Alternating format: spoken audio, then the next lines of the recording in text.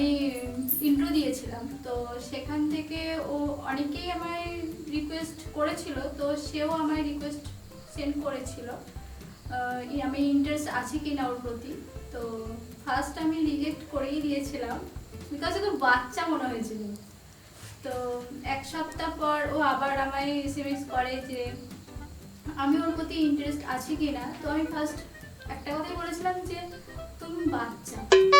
ও প্রচন্ড আমাকে মানে পুরোনো জিনিসটা খুব রাগায়, প্রচন্ড পরিমাণে রাগায়। আমার পার্সোনালি চিজ ও খুব সুন্দরভাবে নিজের কাছে রাখে, ও কাউকে বলে না। এই জিনিসটা আমার খুব ভালো লাগে, কাউকে না। তো ওর একটা বেনিফিটের কথা বললি, আদার্স কিছু বল, দিদির ব্যাপারে বল ভালো কিছু। ওর নিজের সত্য ছিল, নিজের বেনিফিটটা ঠিক বলে দিল যে আমার কোনো কথা দিদিকে ওকে বলে না। কোশ্চেনটা কি করেছো মনে আছে তো? হ্যাঁ, কি মানে লাস্ট একটা কিছু মেসেজ। 1 2 3 স্টার্ট।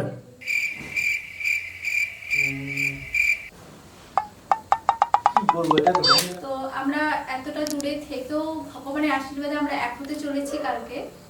তো তোমার প্রতি আমার একটাই মেসেজ যে সারা জীবন তোমার পাশে থেকে যাব, তোমাকে তোমার ফ্যামিলিকে ভালো রাখার চেষ্টা করব।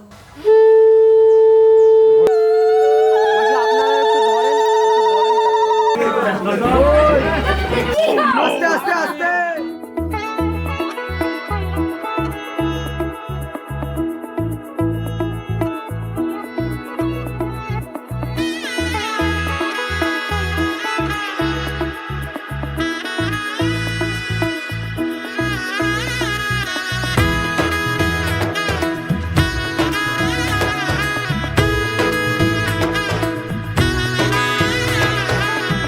এলো এলো এলো কি গোধূলি জীবনে, ডানা মেলে 100টা প্রজাপতি মনে।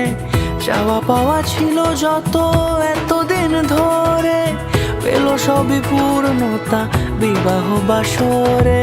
বেঁধেছি তোমাকে এই 7 পাকে, 4 হাত যেন এক হয়ে থাকে।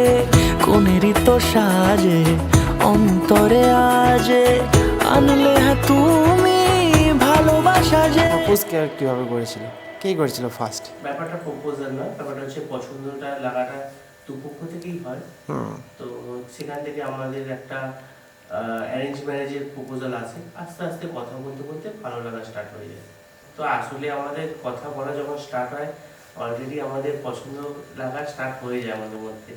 তো যার জন্য ফ্যামিলিরও একটা মানে মতের মিল চলেই আসে। ও শুভ শুভ শুভ